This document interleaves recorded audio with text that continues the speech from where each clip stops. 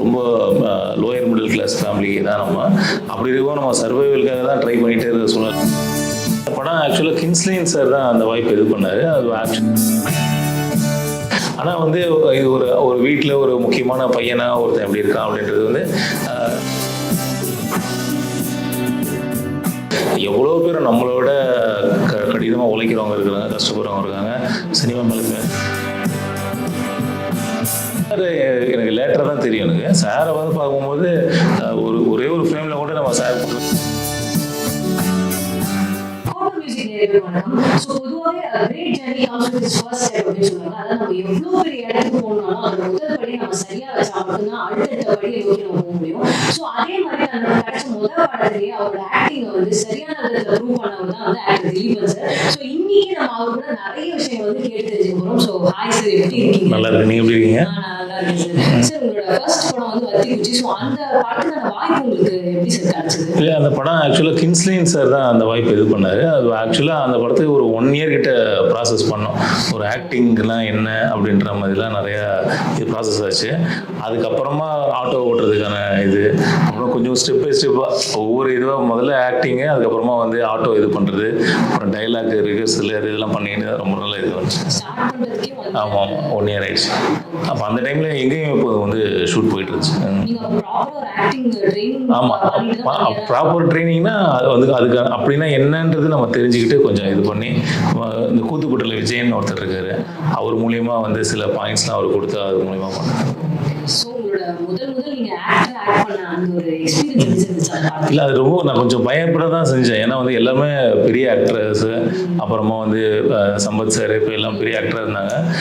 ஆனால் நமக்கு நல்ல ஒரு கம்ஃபர்ட் ஜோன் கிரியேட் பண்ணி கொடுத்தாங்கன்னு தான் சொல்லணும். ஏன்னா நமக்கு சில டவுட்ஸ்லாம் இருக்கும், நம்ம எப்படி கேமரா ஃபேவர் பண்ணி பண்ணுறதுலாம், அதெல்லாம் சில ஹிண்ட்ஸ் கொடுத்தாங்க. அதை நம்ம ப்ராக்டிஸ் பண்ண தான் அது வரும். அது கொஞ்சம் ஹெல்ப்ஃபுல்லாக இருந்துச்சு நமக்கு. ஆமாம், அவங்க ரொம்ப ஸோ கைண்ட். அவங்க ஆக்சுவலாக அவங்க வந்து ஒரு 5 minutes பிஃபோராகவே வந்துடுவாங்க ஸ்பாட்டுக்கு. வந்து இந்த டைலாக்லாம் இது ப்ராக்டிஸ் பண்ணி பார்த்துக்கிறது, இந்த மாதிரி நிறைய ஹெல்ப் பண்ணாங்க அவங்க. இல்லை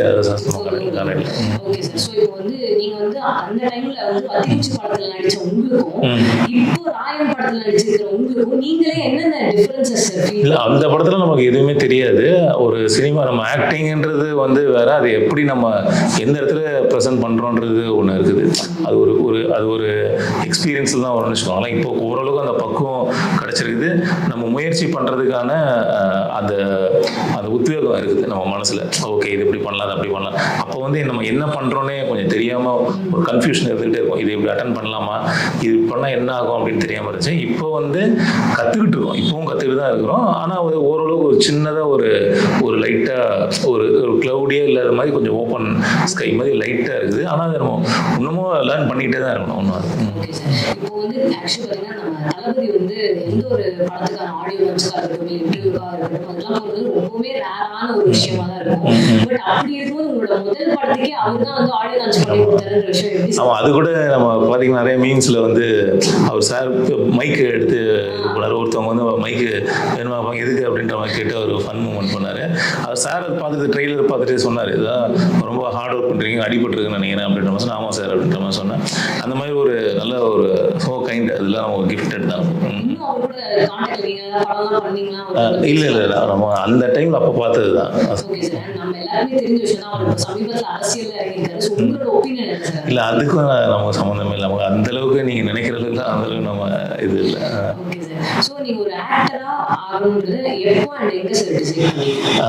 நம்ம ஆக்சுவலாக வந்து அந்த வாய்ப்பு கிடைக்கிறது தான் விஷயம். நம்ம வந்து அந்த முயற்சி எடுக்கிறதுன்னு ஒன்று இருக்குது பார்த்தீங்களா, அதுதான் ரொம்ப டஃப்பாக இருந்துச்சு. ஏன்னா நம்ம ரொம்ப லோயர் மிடில் கிளாஸ் ஃபேமிலி தான் நம்ம. அப்படி இருக்கவும் நம்ம சர்வைவலுக்காக தான் ட்ரை பண்ணிகிட்டே இருக்கிற சூழ்நிலை அமைஞ்சுது. இந்த சூழ்நிலை அமைதுன்னு போகும்போது நம்ம அந்த வாய்ப்பை தவற விட்டுறக்கூடாது. ப்ளஸ் வந்து எவ்வளோ பேர் நம்மளோட கடினமாக உழைக்கிறவங்க இருக்கிறாங்க, கஷ்டப்படுறவங்க இருக்காங்க, சினிமா மேலே பேஷனாக இருக்கிறாங்க. அவங்களுக்கு இந்த வாய்ப்பு கிடைச்சா இன்னும் பெட்டராக இருந்திருக்குமேன்னு சொல்லிட்டு வேற யாரும் சொல்லிடக்கூடாது அப்படின்றது நான் ரொம்ப தெளிவாக இருந்தேன். அதுக்கான எஃபர்ட் போட்டு ஓரளவுக்கு நான் முயற்சி பண்ணி வந்திருக்கேன். ஆமாம், டிசைட் பண்ணோன்னா நம்ம இருந்துச்சு ஓரளவுக்கு ஒரு இது இருந்துச்சு. அதான் நம்ம சொன்னோம் பார்த்தீங்களா, நம்ம அதுக்கான சூழ்நிலை அமையல. இப்போ நம்ம வந்து நீங்கள் சாப்பாட்டுக்கே கஷ்டம்னா போகும்போது நீங்கள் ஆக்டரை வாய்ப்பு தேட முடியாது. இல்லை, நம்ம குடும்பமே வறுமையில் இருக்குது அப்படின்னு போகும்போது கொஞ்சம் டஃப்பாக தானே இருக்கும். அதை சொல்கிறேன். நீங்க வந்து காலா படத்துல வந்து நடிச்சிருப்பீங்க. சோ அதுக்கான வாய்ப்பு உங்களுக்கு ஃபர்ஸ்ட் எப்படி கிடைச்சது? அண்ட் பாரஞ்சித் சார் வந்து உங்ககிட்ட நீங்க சூப்பர் ஸ்டாருக்கே பையனா நடிக்க போறீங்க அப்படின்னு அந்த விஷயம் வந்து சொல்லும்போது உங்களுக்கு எப்படி இருந்துச்சு? சார் எனக்கு லேட்டராக தான் தெரியும். எனக்கு சாரை வந்து பார்க்கும்போது ஒரே ஒரு ஃப்ரேமில் கூட நம்ம சார் பக்கத்தில் நிற்க மாட்டோமா, சூப்பர் ஸ்டார் கூட இருக்க மாட்டோமா அப்படின்ற ஒரு இதில் தான் நான் போய் கேட்டேன். ஆனால் சார் மிகப்பெரிய கிஃப்டாக கொடுத்தாரு. அது எனக்கு அப்போ தெரியாது. ஒர்க் ஷாப் பண்ண போகும்போது தான் எனக்கு தெரிய வந்துச்சு. ஓ, இவ்வளோ பெரிய கேரக்டர் நம்ம போய் கொடுத்துருக்காரு. நமக்கு அப்போ தான் ஒரு சின்ன பயமும் வந்துச்சு. சரி, ஓகே, அதுக்கு நம்ம ரொம்ப ஒரு ட்ரஸ்டபுளான பர்சனாக இருக்கணும்னு சொல்லிட்டு நம்ம ஹார்ட் ஒர்க் பண்ணி இந்த உடம்பு ஏற்றி அதெல்லாம் பண்ணி என்ன பண்ணேன். நீங்க சூப்பர் ஸ்டார் கூட ஒர்க் பண்ண அந்த எக்ஸ்பீரியன்ஸ் பத்தி சொல்லுங்க சார். அப்புறம் ஆன் ஸ்கிரீன் ஆஃப் ஸ்கிரீன் எப்படி பண்ணீங்க எல்லாம் பேசிப்பீங்களா? இல்லை, சார் அவர் பண்ணுறத நம்ம வாட்ச் பண்ணாலே அவரோட சின்சியரிட்டி தான். அந்த ஒரு தொழில் பக்தி, அந்த ஒரு சின்ன டைலாக இருந்தாலும் அதுக்கு மெனக்கெட்டு ஹார்ட் ஒர்க் பண்ணி சின்சியராக பண்ணி அது ஃப்ரேமில் ப்ரெசென்ட் பண்ணுறது, எத்தனை கேமரா இருக்கோ அத்தனை கேமராவுக்கும் டெலிவரி பண்ணுறது, அந்த மாதிரி அவங்களோட எக்ஸ்பீரியன்ஸ் தான். எக்ஸ்பீரியன்ஸு ப்ளஸ் அவங்க அது கம்ஃபர்ட் ஜோனாகவே இருக்க மாட்டாங்க. அவங்க வந்து அந்த கேரக்டருக்கான இதுவாக தான் மாறிடுவாங்களே ஒழிய மற்றபடி அவங்க கம்ஃபர்ட்டுக்கு அதை எடுத்துகிட்டு வரவே மாட்டாங்க. அது வந்து ஒரு ரொம்ப பயங்கரமான லெசன் வச்சுக்கோங்களேன். அது நம்ம காலத்துக்கு நமக்கு அது யூஸ்ஃபுல்லாக இருக்கும். இல்லை, இயல்பாக நல்லா பேசுவார், ரொம்ப கைண்டாக இருப்பார், ரொம்ப அக்கறையாக விசாரிப்பார். அந்த மாதிரி தான் ஒரு ஆக்டிங்னு வரப்போகும்போது அந்த கேரக்டராக வேறு மாதிரி ஒன்று பண்ணிவிடுவார். இல்லை, அப்படிலாம் ஒன்றும் சொல்லலை. ஆக்சுவலாக வந்து நான் அதுக்கப்புறமா நான் சாரை பார்த்தேன். ஒரு 2-3 தடவை பார்த்துருப்பேன். இதை பற்றி எதுவும் பேசலை நான். ஆனால் வந்து இது ஒரு வீட்டில் ஒரு முக்கியமான பையனாக ஒருத்தன் எப்படி இருக்கான் அப்படின்றது வந்து உண்மையாக இருந்துச்சுன்றாங்க. அதுக்கு வந்து முழுக்க ரஞ்சித் சார் தான் காரணம். அந்த கேரக்டர் டிசைன் பண்ணி அதை மோல்ட் பண்ணி அதை வந்து பிலீவ் பண்ணி இப்படி ஒருத்தன் இருக்கிறான் அப்படின்றத இப்போ நம்ம வந்து ஒன்றுமே கிடையாது. அப்போது ஒரே ஒரு படம் தான் நம்ம வத்தி வச்சு தான் பண்ணியிருக்கோம். சாரோட சன்னாக பண்ணுறோன்றதுலாம் ஒரு கிஃப்டட் தான். அது வந்து நம்ம நம்பி கொடுத்துருக்காங்கன்றது ஒரு வாய்ப்பு தான். ஆமாம், குத்தூசி ரிலீஸ் ஆகுது, டிலே ஆச்சு. அப்போ தான் நான் வத்திக்குச்சி சரி காலை கமிட் ஆகி போயிட்டு இருந்துச்சு. ஒரு காலை ரிலீஸ் ஆனதுக்கு அப்புறமா தான் குத்தூசி ரிலீஸ் ஆச்சு. அதுக்கப்புறம் நான் ஆக்சுவலாக என் மைண்ட்லேயே என்ன ஓடிட்டு இருந்துச்சுன்னா, நமக்கு அந்த லீடாக பண்ண போகும்போது ரொம்ப டைம் தேவைப்படுது. அந்த ஒரு ப்ராஜெக்ட்டு கெட்டிங் அப் ஆகி இது பண்ணி அதுக்கு ஒரு பெரிய ப்ராசஸ் தேவைப்படுது. நம்மளே இப்போ தான் கற்றுட்டு இருக்கோம் ஆக்டிங். அப்போ நம்ம கற்றுக்கிட்டு இருக்கோன்ற போகும்போது நம்ம என்ன பண்ணணும்னா நிறைய ஹோம்ஒர்க் பண்ணணும், அதை வந்து நம்ம ப்ரெசென்ட் பண்ணி பார்க்கணும். இது மாதிரி அப்போ நல்ல நல்ல ப்ராஜெக்ட்ஸ் வரப்போகும். அந்த ப்ராஜெக்ட்ஸில் நம்ம ஒர்க் பண்ணோம் நமக்கே ஒரு ஐடியா கிடைக்கும். ஆஹா, கரெக்டு, நம்ம இதனால நம்மளால பண்ண முடியுது, நமக்கே ஒரு நம்பிக்கை வரும் நம்ம தொழில் மேலே. அப்போ தானே நம்மளுக்கு தெரியும். அது அப்படி இருக்க போகும்போது அதுக்கேற்ற மாதிரி சூழ்நிலையும் பார்த்தீங்கன்னா ஒரு ஸ்மார்ட் ஃபோன் வந்துச்சு, இது ஓடிடி எல்லாமே ஓப்பன் ஆனோன்னு எல்லாருமே ஒரு பாயிண்ட் ஆஃப் வியூ கிரியேட்டர் தான் இருக்காங்க.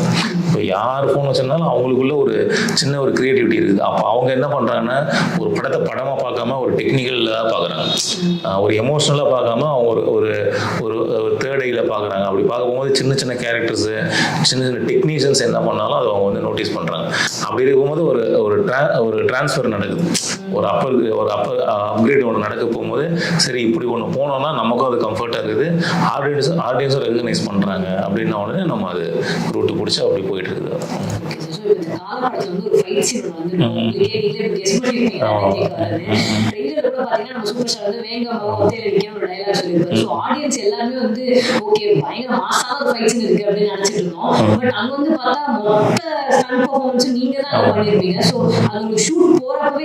இல்லை, எனக்கு லேட்டாக தான் தெரியும். நான் லேட்டாக தான் போனேன். அன்றைக்கி ஷூட்டிங் லேட்டாக தான் வர சொன்னாங்க, அதனால் லேட்டாக தான் போனேன். நான் ஒரு டப்பிங் டைமில் தான் வந்து சார் அந்த பேசின போகும்போது என்னோட இதில் அந்த எஃபெக்ட்ஸ் எடுக்க போகும்போது இது முன்னாடியே சார் எடுத்தீங்களான்னா, ஆமாம் சார் வச்சு ஒரு போர்ஷன் போச்சு அப்படின்னாங்க. அப்புறமா அந்த இதெல்லாம் பார்க்க போகும்போது தான் எனக்கு ஒரு ஷாக்கிங்காக இருந்துச்சு. ஏன்னா வந்து நமக்கு பிடிச்சவங்க ஃபைட் பண்ணுறாங்கன்னு போகும்போது நம்ம எக்ஸைட்மெண்ட்டாக இருப்போம். அந்த டைமில் வேற ஒருத்தர் பண்ணுறாருன்னு போகும்போது நமக்கு ஒரு சின்ன ஹர்ட்டிங் ஃபீல் ஆகும். ஆனால் அந்த கேரக்டரை அந்தளவுக்கு டிசைன் பண்ணியிருந்தார் ரஞ்சித் சார். அது ப்ராமிசிங்காக பண்ணி அந்த கேரக்டர் அப்பாக இறக்குறான் அப்படின்னு போய் எல்லாம் வரப்போகும்போது அந்த கேரக்டர் வந்து அப்போ தான் அங்கே நிற்கிது அந்த கேரக்டர். இல்லை, எனக்கு வந்து அந்த இது வேங்கை மத்தனைக்குன்னு சொல்லிட்டு ட்ரெய்லர் வந்துச்சு பார்த்தீங்களா, ட்ரெய்லர் வரப்போகும்போது நான் மேட்ச் பண்ணிட்டேன். அது ஏன்னா டப்பிங் போனோம், நம்ம டப்பிங்கில் சார் முன்னாடியே வந்துட்டாரு அப்படின்ற மாதிரிலாம் தெரிஞ்சிச்சு. அப்போ அந்த காஸ்டியூம் அந்த லொக்கேஷன் தானே. அப்படி ரொம்ப மாற்றும் போது சார் வந்து பேசுனதுக்கப்புறமா தான் நம்ம வந்திருக்கோம் போல இருக்கு, அச்சோ மாட்டணும் நம்ம அப்படின்ற மாதிரி ஒரு சின்ன பயம் இருந்துச்சு. நம்ம இறந்ததுனால ப்ளஸ் வந்து ரஞ்சித் சாரோட அது ஒரு கேரக்டர் இது பண்ணதுனால நம்ம தப்பிச்சிட்டோம்.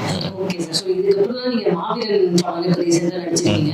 ஸோ அந்த படத்துக்கான வாய்ப்பு எப்படி சார்? அது நான் அஸ்வின் சார் கேட்டேன் நான், சார் உங்கள் மண்டையில் ரொம்ப பிடிக்கும் சார் உங்கள் படத்தில் ஒர்க் பண்ணணும். ஏன்னா அவரோட படத்தில் சின்ன சின்ன கேரக்டருங்க கூட நல்ல வெயிட்டேஜ் இருக்கும், நல்லா ஸ்கோர் பண்ணுவாங்க. அந்த ஒரு சீனை டக்குன்னு ஹோல்டு பண்ணி பண்ணுவாங்க. அப்போ நான் சார் இருக்கவும் சார் அவங்க ஆஃபீஸ் வந்து கால் பண்ணாங்க, ஒரு ஒர்க் ஷாப் மாதிரி ஒரு கேரக்டர் டிசைன் பண்ணோம். அப்புறம் சரி வேற ஒரு கேரக்டர் பண்ணலாம்னு சொல்லிட்டு சஃபல் பண்ணி தான் இந்த கேரக்டர் வந்துச்சு.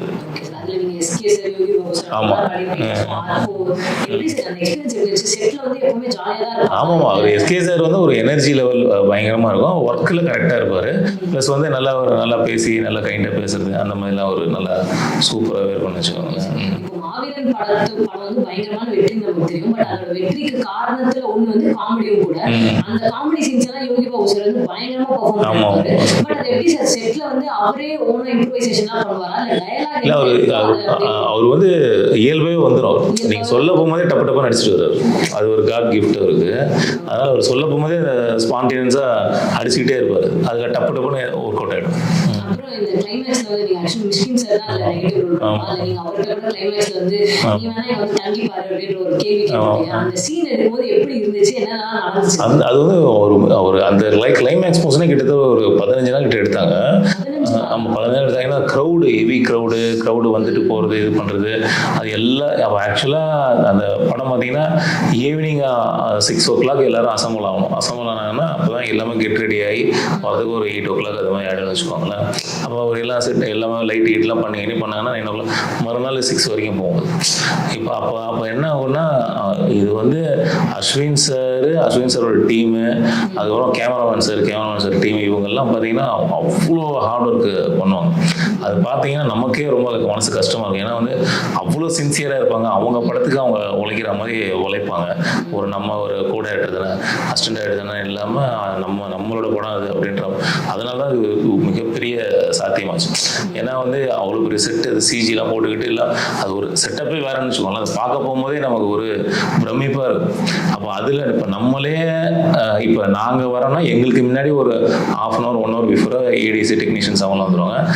ப்ரொடக்ஷன் டீம் என்ன பண்ணுவோம், ப்ரொடக்ஷன்லாம் அவங்களுக்கு முன்னாடி வரணும், மேனேஜர்ஸ் அவங்கெல்லாம்.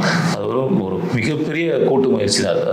அது வந்து ரொம்ப பார்க்கும்போதே நமக்கு சந்தோஷமாக இருக்கும். ஒரு கடினமாக உழைச்சி நம்ம ஒரு விஷயத்த பண்ணோம்னா எப்படி இருக்கும், ஒரு சந்தோஷம் அந்த மாதிரி தான். இன்னொரு விஷயம் என்ன கேள்விப்பட்டோம்னா, மிஷ்கின் சார் வந்து ஆக்ட் பண்ணும்போது வந்து 24/7 செட்ல வந்து ஒரு டைரக்டராவே ஒரு அப்படிலாம் கிடையாது. அவர் வந்து புக்ஸ் நிறைய படிப்பார், புக் படிச்சுட்டே இருப்பார். ஷார்ட் அப்போ கூப்பிட்டாங்கன்னா வருவார், இப்படி பண்ணிட்டோம்னு கேட்பாரு. அஸ்வின் சார் சரி ஓகே சார் இப்படி பண்ணிக்கலாம் சார்னா மாதிரி பண்ணிடுவார். அதெல்லாம் நான் பார்த்தது இல்லை இது வரைக்கும். ஆனால் நான் சார் கூட ஒர்க் பண்ணது கம்மி தான். ஆனால் வந்து சார் ரொம்ப ஜென்டிலாக வருவார், அஸ்வின் சார்கிட்ட வந்து டிஸ்கஸ் பண்ணுவார், இப்படி பண்ணலாம் இப்படி சரி ஓகே பண்ணிடலாம்னு சொல்லிட்டு பண்ணிடுவார். இப்போ நீங்க ராயன் படத்துல ஒரு மெயின் கேரக்டர் பண்ணிருக்கீங்க. அந்த கேரக்டர் பத்தி அந்த எக்ஸ்பீரியன்ஸ் பத்தி சொல்லுங்க சார். எப்படி இருந்துச்சு, அந்த வாய்ப்பு எப்படி கிடைச்சது? இல்ல அது ஆக்சுவலா சுப்பிரமணிய சிவனை வந்து முதல்ல சொல்லியிருந்தாரு, இது மாதிரி ஒரு மேட்டர் இருக்குது அப்படின்னு சொன்னாரு. சரி நான் சொன்னா அப்புறம் நானும் கால் பண்ணி நான் வந்து பார்க்கலாமா சார்னு கேட்டேன். அப்போ வந்து ராயன் ஷூட் ஆரம்பிச்சு செகண்ட் டே அன்னைக்கு நான் வந்து போன உடனே சாரை பார்த்துட்டு சார் உடனே இது மாதிரி ஒரு விஷயங்க அப்படின்னு சொல்லிட்டு சொன்னாரு. எப்போ பண்றீங்கன்னாரு. சார் நான் வந்துட்டேன் சார், நீங்க இன்னைக்கு சொன்னீங்கனாலும் வந்துடுறேன் சார். அப்படியே ஷூட்டில் ஜாயின் பண்ண வச்சுட்டாங்க. அது அப்படியே ஒரு டப்புன்னு தான் நடந்துச்சு. அப்படியே ஸோ இப்போ அவர் வந்து ஒரு டேரக்டராகவும் ஒரு ரோல் வந்து பெர்ஃபார்ம் பண்ணிருக்காரு, அதே மாதிரி ஒரு ஆக்டராகவும் ஒரு ரோல் பெர்ஃபார்ம் பண்ணிருக்காரு. இது ரெண்டுத்தையும் எப்படி சார் அவர் செட்ல வந்து? இல்லை ரொம்ப கூலாக தான் அவருக்கு தெரியும், தெளிவாக ரொம்ப மனதளவில் அவர் மிகப்பெரிய வலிமை வாய்ந்த மனிதர் தான் தனுஷ் சார். ரெண்டாவது வந்து பார்த்தீங்கன்னா அவர் தான் எல்லா லுக்கெலாம் எங்களை ஃபிக்ஸ் பண்ணாரு. இப்போ எல்லாமே ஒரு காஸ்டியூம் எப்படி இருக்கணும், ஓகே இது மாதிரி ஹேர் ஸ்டைல் எப்படி இருக்கணும், அப்புறமா வந்து ஸ்கின் டோன் எப்படி இருக்கணும், இது மாதிரிலாம். ப்ளஸ் வந்து ஆக்டிங் ஆமாம் அது ஃபிக்ஸ் பண்ணிவிடுவார். அவரோட அசிஸ்டன்ஸுங்க ஃபாலோ பண்ணிக்குவாங்க. அதே மாதிரி வந்து ஒரு சீனாவுமே சரி இதை இப்படி பண்ணணும் அதை அப்படி பண்ணணும் அப்படின்னு சொல்லிட்டு அது ஸ்பூன் ஃபீடிங் ரேஞ்சில் தான் இருக்கும்னு வச்சுக்கோங்களேன். ஒரு தெளிவான பயங்கர வலிமை வாய்ந்த மனிதர் தான் மனதளவில் நான் சொல்கிறேன். இல்லை எனக்கு தெரிஞ்சு இல்லை. ஆனால் சார் ஸ்டேஜில் சொல்ல போகும்போது நான் அவங்களை நிறைய திட்டிருக்கேன்னு சொல்லிட்டு அந்த இவங்கெல்லாம் சொல்லியிருக்காரு. அவங்களோட போர்ஷன்லாம் நான் மேக்ஸிமம் கவர் ஆகலை. ஃபுல்லாக எஸ்ஜே சூர்யா சார் கூட இருந்தேன், அது மாதிரி இருந்ததுனால எனக்கு தெரியல. ஆனால் வந்து அவங்களுக்கு வரலன்னா விட மாட்டார் சார். அதான் இப்போ அவர் தெளிவாக இருந்தாலும் அவர் நினைக்கிறது வரல அப்படின்னா அதை வந்து எடுத்துகிட்டு வர்றதுக்கு அவருக்கு என்ன பண்ணணும்னு தெரியும், அதை பண்ண வச்சுருவார். Okay sir. இப்போ ராயன் ராயன் படத்துல வந்து Dhanush sir, S J. Suryah sir, அப்புறம் காளிதாஸ் சார், சந்தீப் சார் ஒரு காம்போ வந்து அந்த ஸ்கிரீன்ல பார்க்கும்போது எனக்கு ரொம்ப நல்லா இருக்கு. நீங்க அந்த லைவா அந்த காம்போ வந்து பார்த்திருப்பீங்க, அதை எக்ஸ்பீரியன்ஸ் பண்ணுங்க, அது எப்படி சார் இருந்துச்சு? இல்லை அது ஒரு ஜாலியான ஒரு இதுதான். ப்ளஸ் வந்து senior Selvaraghavan sir, S J. Suryah sir, இவங்க காம்பினேஷன் தான் நம்ம எல்லாருமே நம்ம வந்து எல்லாம் ரொம்ப மோஸ்ட் சீனியரான பர்சன் கூட நம்ம இருக்குன்ற போகும்போது ஒரு சின்ன ஒரு பயம் இருந்துகிட்டே இருந்துச்சு. ப்ளஸ் வந்து நல்லா பண்ணிடணும்னு இருக்குது.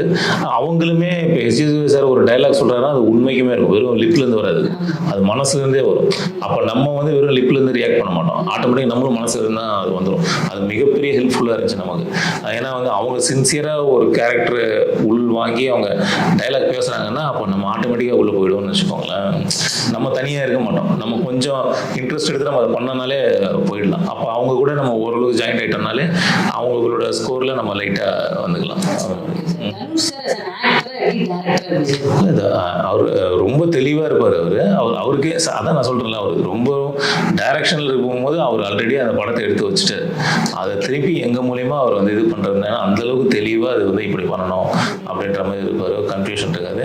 ஆக்டர்னால் அது ஒரு மைண்ட் செட்டில் வந்துட்டு இது இப்படி பண்ணணும் அப்படின்னு அப்படி ஒரு சின்ன வேரியேஷன் இருக்கும். அது நம்ம மைன்யூட்டாக வாட்ச் பண்ணால் தான் தெரியாது. அந்த வேரியேஷன் தான் சார் எப்படி காமிச்சாருன்னா, அந்த பக்கம் இருக்கும்போது அவர் அந்த ஆக்ஷன் கட்டு சொல்லணும், இந்த பக்கம் அதுக்கப்புறம் ஆக்ஷன்லதும் அவர் ஒரு ஆக்டரா மாறணும். அந்த வேரியேஷன் இல்லை அவர் சாருக்கு தெரியாது. அதான் நான் சொல்கிறேன், அவர் அவ்வளோ மெச்சூர்டான பர்சன் அவர். இப்போ வந்து நடிப்பின் அரக்கன்ற பேர் வாங்கினவர் தான் எஸ்.ஜே. சூர்யா. ஏன்னா அவரோட ஆக்டிங் எல்லாமே வந்து அவ்வளோ எனர்ஜெட்டிக்கா இருக்கும். அப்படி இருக்கும் நீங்க அதை லைவா பார்த்துருப்பீங்க, அவரோட ஆக்டிங் எப்படி சார்? இல்லை அதான் சொல்கிறேன், இப்போ எஸ்.ஜே. சூர்யா சார் வந்து பார்த்தீங்கன்னா டைரக்ஷனில் மிக பிரம்மாண்டமாக பிரமிக்க வச்சவர். இப்போ நான் அவர் கூட நம்ம அப்ரோச் பண்ணுறோன்னு போகும்போது ஒரு சின்ன தயக்கம் இருந்துச்சு. அப்புறம் சார் தான் இயல்பாக ஒரு ஜென்ரலாக பேசுவாங்களே ஒரு ஆர்டிஸ்ட், அந்த மாதிரி பேசினவங்களே நம்ம கொஞ்சம் இயல்பாயிடுச்சு. ஓகே ரைட்டு, நம்ம சார் கூட இயல்பாக இருக்கலாம் அப்படின்னு. இல்லாட்டி ஒரு அன்கம்ஃபர்ட் ஜோன் இருந்துகிட்டே இருக்கும். ஆனால் அது சாருக்கே தெரியுது. ஓகே ரைட்டு, முதல்ல இதுலேருந்து இவங்களை வெளியில் வர வைக்கணும் சொல்லிட்டு வெளியில் வர வச்சு அது ஜென்ரல், அது ரொம்ப சுவாரஸ்யமாக இருக்கும்னு வச்சுக்கோங்களேன். ஆமாம், ரொம்ப இயல்பாக தான் இருக்கும். இயல்பாக ஆனால் ஒர்க்கில் வேறு மாதிரி இருக்கும். ஆக்டிங்னு வந்துருச்சுன்னா அது அப்படியே நீங்கள் சொன்ன மாதிரி இதுதான். இப்போ வந்து செல்வராகவன் சார் ஆக்ட் பண்ணிருக்காரு, அவரும் ஒரு டைரக்டர் தான், எஸ்.ஜே. சூர்யா சாரும் ஒரு டைரக்டர் தான், தனுஷ் சாரும் ஒரு டைரக்டர் தான். இத்தனை டைரக்டர்ஸ் ஒரே படத்துல ஆக்ட் பண்ணும்போது அந்த செட்ல எப்படி சார் இருந்துச்சு? இந்த ஃப்ரீ டைம்லலாம் அத ஸ்கிரிப்ட் டிஸ்கஸ் பண்றது இல்லை அந்த மாதிரி எனக்கு எதுவும் தெரியல. நான் மேக்ஸிமம் நான் அவங்களோட வெளியில தான் இருப்பேன். என்னன்னா அவங்க யாரும் டிஸ்டர்ப் பண்ணிடக்கூடாது, இப்போ நம்மளால அவங்களுக்கு தொந்தரவு வந்துடக்கூடாதுன்றதுனால மேக்ஸிமம் கொஞ்சம் வெளியில இருந்து தான் வாட்ச் பண்ணிகிட்டே இருப்பாங்க. ஏதாவது பண்ணுறாங்களா, நமக்கு அது மூலியமாக ஏதாவது லெசன் கிடைக்காதா அப்படின்ற மாதிரி தான் பார்ப்பேன் ஒழிய. மற்றபடி அவங்க எல்லாரும் அவங்க ஒர்க்கை கரெக்டாக பண்ணிவிடுவாங்க. இப்போ சார் வராருன்னா தனுஷ் சார் என்ன சொல்கிறாரோ அதை ஃபாலோ பண்ணிவிடும். இப்போ இந்த ராயன் ஆடியோ லான்ச்ல கூட தனுஷ் சார் வந்து செல்வராகவன் சார் பார்த்து சொல்லியிருப்பாரு, நீ எப்படிலாம் டார்ச்சர் பண்ணி இப்போ புரியுதா அப்படின்னு. அந்த மாதிரிலாம் அதான் நான் சொன்ன பார்த்தீங்களா, அந்த மாதிரி எனக்கு நான் வந்து ஒரே ஒரு காம்பினேஷன் தான் செல்வராகவன் சார் கூட பண்ணேன். Selvaraghavan sir, S J. Suryah sir, நான் இருப்போம். அப்போ வந்து ஒரு கான்வர்சேஷன் நடக்கும். அது மட்டும்தான் நம்ம வந்து சார் கூட காம்பினேஷன், மற்ற எதுவுமே நான் பண்ணல நான் அவங்க கூட. அதனால எனக்கு தெரியல, அது நடக்கிறதுனால தான் சொல்லியிருக்காங்க.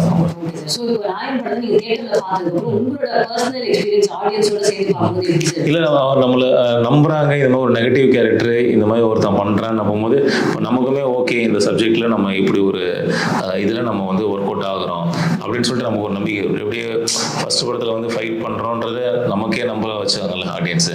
நம்ம ஃபைட் பண்ணுறது பிடிக்கிறதுனால தான் அப்போ அவங்களுக்கு பிடிக்குதுன்னப்போ நமக்கு ஒரு நம்பிக்கை வருது, நம்மளால ஃபைட் பண்ண முடியும், நம்ம தைரியமாக ஃபைட் பண்ணலாம் அப்படின்னு சொல்லிட்டு. அந்த மாதிரி இப்போ இந்த மாதிரி ஒரு நெகட்டிவ் கேரக்டர், ஒரு பெரிய இவரோட வந்து ரொம்ப வருஷமாக இருக்கிற ஒரு இவன் இப்படி பண்ணுறான் இப்படின்றதுலாம் நம்ம அவங்க ஒரு டைரக்டர்கிட்ட நம்ம சரண்டர் ஆக போகும்போது அவங்க சொல்கிறத நம்ம ஃபாலோ பண்ண ஆடியன்ஸும் அது அப்ரிஷியேட் பண்ணுற போகும்போது நமக்கு ஒரு அங்கீகாரம் கிடைக்குது. இப்போ அது வேற ஏதோ ஒரு படங்கள் பண்ண போகும்போது நம்ம நம்பிக்கையோடு அதை பண்ணுவோம். டவுனா நம்ம ஃபீல் பண்ணல, இது எல்லாமே இருக்குது, நம்ம எல்லாருக்கிட்டையுமே பார்க்குறோம். இப்போ எனக்கு மட்டுமே அது நடந்ததுன்னா நம்மளுக்கு ஒன்றுமே புரியாமல் இருக்கும். நம்மளை சுற்றி அவ்வளோ பேர் இருக்காங்க, அவ்வளோ திறமைசாலிங்க இருக்காங்க.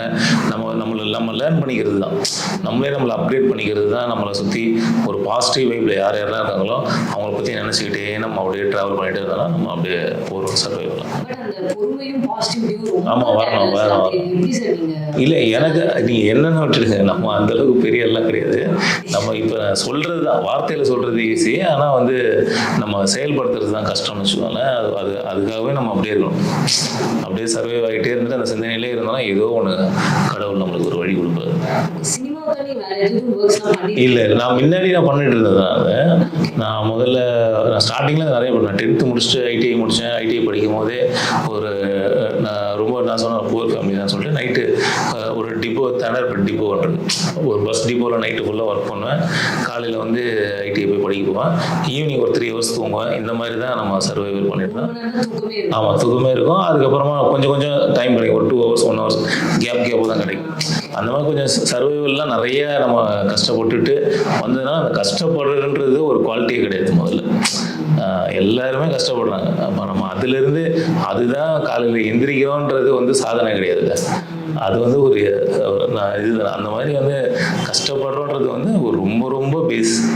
அதுலேருந்து நம்ம எதுக்கு கஷ்டப்படுறோம், ஏன் கஷ்டப்படுறோம், எந்த சூழ்நிலையில் கஷ்டப்படணும், யாருக்காக கஷ்டப்படணும், எதை நோக்கி போகிறோம் அப்படின்றதெல்லாம் நம்ம அதெல்லாம் பண்ண வந்துடும் ஆட்டோமேட்டிக்காக. இல்லை, அவங்களுக்குலாம் தெரியல. இப்போ சினிமாவை பற்றி எல்லாம் தெரியும். ஒய்ஃபுக்குமே வந்து ஓகே, திடீர்னு பட வாய்ப்புகளுக்கு வரும், திடீர்னு பட வாய்ப்புகளுக்கு வராது. அவங்க ஓரளவு டியூன் ஆகிட்டாங்க. நம்ம அது முன்னாடியே சொல்லி தான் இது பண்ணோம். சினிமா தெரியாது, இருந்தாலும் அவங்களுக்கு நம்ம சொன்னோன்னே அவங்க புரிஞ்சுக்கிட்டாங்க. இல்லை, அந்த மாதிரி எனக்கு எதுவும் தெரியல. ஆனால் நான் படமாகவே வந்து நம்மளை கூப்பிடுறதே எப்படி கூப்பிடுவாங்கன்னா ஒரு ஸ்கிரிப்ட் ஓரியன்டாக தான் கூப்பிடுவாங்களே. ஏன்னா நம்ம வந்து ஒரு நம்ம வந்து அந்த ஸ்கிரிப்டுக்குள்ள அடாப்ட் ஆகணும் இல்லையா. நம்ம ஸ்கிரிப்ட் வந்து நமக்குள்ள இதுவாகாது. ஏன்னா நம்ம அந்த மாதிரி ஒரு ஃபேஸ் லுக் அந்த மாதிரி இருக்கிறதால அதனால் ஒரு கண்டென்ட் ரீதியாக கரெக்டாக ஏதோ ஒன்று மாட்ட போகும்போது நம்ம எக்ஸிக்யூட் பண்ணணும். நீங்க வந்து உங்களோட ப்ரொஃபஷன்ல கோல்ஸ் அச்சீவ்மெண்ட்ஸ்லாம் ஃபிக்ஸ் பண்ணிருக்கீங்க சார். அதெல்லாம் என்னன்னா அதெல்லாம் நீங்க அச்சீவ் பண்ணிட்டீங்களா சார்? ரீச் பண்ணிட்டீங்க? இல்ல இப்போ ஆக்சுவலாக நம்ம கோல்ஸ் அச்சீவ்மெண்ட் அப்படின்றது வந்து அது நம்ம மனசு தான் வச்சுக்கோங்களேன். நம்ம வந்து சர்வைவ் ஆகிக்கிட்டே இருக்கணும். நம்ம அடுத்தடுத்த படங்கள் பண்ணிக்கிட்டே இருக்கணும். அந்த கேரக்டர் இப்போ நம்ம இப்போ வந்து ஃபைட்டுன்றது ஒரு சப்ஜெக்ட், காமெடின்றது ஒரு சப்ஜெக்ட், எமோஷனு ஒரு ஃபேமிலி ட்ராமா அப்படின்றது ஒரு சப்ஜெக்ட். அப்படின்னா நம்ம எல்லா சப்ஜெக்ட்லேயுமே நம்ம இது பண்ண வெஞ்சன்ஸு, சைக்கோபாத்து இந்த மாதிரிலாம் இப்போ எல்லாத்துலேயுமே நம்ம வந்து ட்ராவல் ஆகி அதை டேரக்டருங்களுக்கு பிடிச்ச மாதிரி நம்ம அடாப்ட் ஆகி ஒர்க் ஷாப் பண்ணி அதெல்லாம் பண்ண போகும்போது நமக்குமே வந்து நம்ம வந்து ஒரு நல்ல ஆக்டரு, அதாவது நம்மளே முதல்ல நம்ம நம்பணும். இப்போ நம்ம மனசாட்சிக்கு தெரியல நம்ம என்னவா இருக்கிறோம்னு சொல்லிட்டு நம்ம மனசாட்சிக்கு உண்மையாக இருக்கிறது தான் முயற்சியே. இப்போ அதான் அந்த ஹியூமருக்கு தான் நான் ட்ரை பண்ணுறேன். ஆனால் அது வந்து எந்த அளவுக்கு ஒர்க் அவுட் ஆகும் தெரியலன்னா அது டேரக்டருங்கிட்ட தான் இருக்குது. ஹியூமரு ஏதோ ஒரு ஃபன் மூவியில் நம்ம வந்து பண்ணணும். இப்போ ஆக்ஷனு இது மாதிரி நெகட்டிவ் இது மாதிரிலாம் ஒரு பண்ணுறோம். ஆனால் அதுக்கு ஒரு சூழ்நிலை அமையணும் எல்லாமே. அந்த மாதிரி ஹியூமரில் ஃபன் படங்களில் பண்ண போகும்போது அதுக்கு ஒரு வேரியேஷன் ஒன்று கிடைக்கும். அது என்ன இனிமேல் தான் தெரியும் அது என்னன்ட்டு.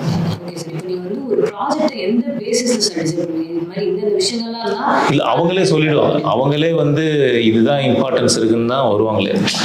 இல்லைன்னா அவங்களுக்கே தெரியல, சரி ஓகே இதில் எதுவுமே இல்லைங்க. அது இப்போ நானே வந்து நிறைய டேரக்டர்ஸ்கிட்ட கேட்பேன், இல்லைங்க இல்லை, அவங்களே சொல்லிடுவாங்க ஏன் இல்லை இதில் ஒன்றுமே இல்லை, நம்ம அடுத்ததில் பண்ணுவோம்னு சொல்லிடுவாங்க. சும்மா அப்படி கொடுக்க மாட்டாங்க. அது மாதிரி தான். நிறைய படங்கள் நிறைய கேரக்டர்ஸ் வந்து நடிச்சிருப்பீங்க.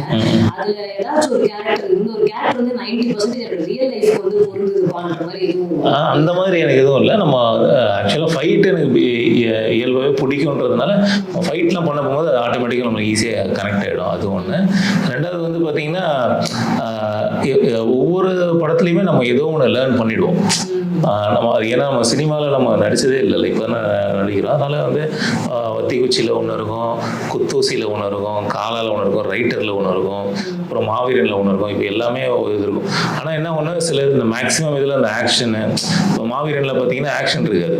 அவன் வந்து ஒரு யதார்த்தத்தோடு சேர்ந்து வாழ்கிற ஒரு பாமர மனிதனாக அவனோட ரெப்ரஸன்டேட்டிவாக இருப்பான். இப்போ வந்து எது கிடைக்குதோ அதை பிடிச்சிட்டு வாழ்ந்துட்டு போக வேண்டியதானே. அதில் என்ன நீங்கள் வந்து இது சரியில்லை அது சரியில்லைன்னு சொல்கிறீங்க அப்படின்னு நிறைய பேர் இருப்பாங்க.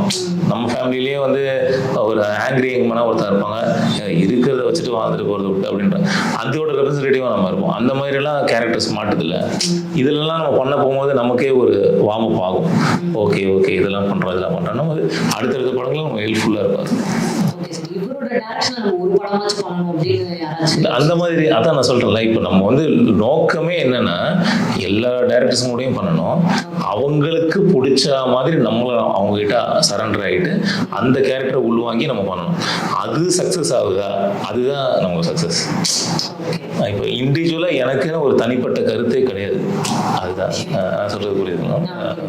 சரி, இப்போ உங்களை பொறுத்த வரைக்கும் இப்போ ஒரு படம் ஆடியன்ஸ் போய் ரீச் ஆகணும் அப்படின்னா நீங்க வந்து அந்த படத்தோட ஸ்டோரி முக்கியம்னு சொல்லுவீங்களா, இல்ல அதுல ஆக்ட் பண்ற ஆக்டர்ஸ்? இல்லை, எல்லாமே தான் உங்களுக்கு இதுவாகும். உங்களுக்கு வந்து அது சூழ்நிலை தான் டிசைட் பண்ணணும்னு வச்சுக்கோங்களேன். சில படங்கள்ல வந்து பெரியவங்க யாருமே இருக்க மாட்டாங்க, ஆனால் கதை மட்டுமே வந்து வேற மாதிரி இது பண்ணிட்டோம். சில படத்தங்களில் வந்து பார்த்தீங்கன்னா சூப்பர் கதையாக இருக்கும், பெரிய ஆர்டிஸ்ட் இருப்பாங்க, சூப்பராக ஓடும். இப்போ அதுதான் ஒரு இதுதான் வச்சுக்கோங்களேன். அதெல்லாம் அந்த நீங்கள் கேட்குற அளவுக்குலாம் அவ்வளோ அந்த தகுதி நமக்கு இல்லை. அந்த தகுதியில் அந்த எக்ஸ்பீரியன்ஸ் இல்லை. ப்ளஸ் வந்து நீங்கள் இன்னும் அட்வான்ஸாக வேற யார்ட்டையாவது நீங்கள் கேட்கலாம் அந்த கேள்வி. இப்போ இருக்கிற யங்கர் ஜெனரேஷன் சினிமாக்குள்ள வரணும் அப்படின்னு நினைக்கிறவங்களுக்கு நீங்க என்ன சார் அட்வைஸ் பண்ணுவீங்க? அதான் நம்ம சர்வைவ் பண்ணுறதுல தான் விஷயமே இருக்குது. நம்ம அதுலேயே இருக்கணும், ரொம்ப ஒழுக்கமாக இருக்கணும், அதிலே இருக்கணும். அப்படியே இருந்துக்கிட்டே இருந்து முயற்சி பண்ணிக்கிட்டே இருந்தோன்னா, நம்மளோட ஸ்கில் டெவலப்மெண்ட் அப்டேட் பண்ணிக்கிட்டே இருந்தோன்னா நிச்சயமாக ஒரு நாள் கடவுளோடதுல ஏதோ ஒன்று கிடைக்கும். ஆர்டிஸ்டுக்கு இந்த விஷயங்கள் இருக்கணும், இருந்தா அவங்க நல்ல ஆர்டிஸ்ட்னா நீங்க அந்த மாதிரி எனக்கு நீங்க கேட்குற கேள்வி எல்லாமே பயங்கர சூப்பர் சீனியர் இருக்கு. இல்லை, உண்மைக்குமே எனக்கு அதெல்லாம் தெரியல. நீங்க நினைக்கிற மாதிரிலாம் வந்து அவ்வளோலாம் யோசிக்கிற தன்மை இல்லை. மனசுல பட்டதை சொல்றேனே ஒழிய எனக்கு தெரியலன்னு சொல்றப்போ. அதனால வந்து இப்போ ஒரு ஆர்டிஸ்ட்னா நம்மளே ஆர்டிஸ்ட் கிடையாது, நம்மளே இப்போதான் எட்டி பார்க்குறோம், நம்ம எப்படி சொல்ல முடியும்? ஓகேங்களா? அதுதான். இப்போ 11ன்னு சொல்லிட்டு ஒரு படம் ஒன்று தமிழ் தெலுங்கு பண்ணுறான், நவீன் சந்திர சார் தான் அதில் ஹீரோவாக பண்ணுறாரு. நியூ டைரக்டர் லோகேஷ் சார்னு சொல்லிட்டு அவர் டைரக்ட் பண்ணுறாரு. அக்பர் சார் ப்ரொடக்ஷனில் பண்ணுறோம். அது ஒரு கிரைம் த்ரில்லர். அது இன்னொரு கோடி சேர்த்து ரிலீஸ் ஆகும். அது செம்ம சூப்பராக இருக்கும்னு வச்சுக்கோங்களேன், ஒர்க்காக நல்லாயிருக்கும். அது இல்லாமல் இன்னொரு 2-3 படங்களில் போயிட்டு இருக்குது. அது கம்பெனி சைட்லேருந்தே அனௌன்ஸ்மெண்ட் பண்ணால் பெட்டராக இருக்கும் ஃபீல் பண்ணுறேன்.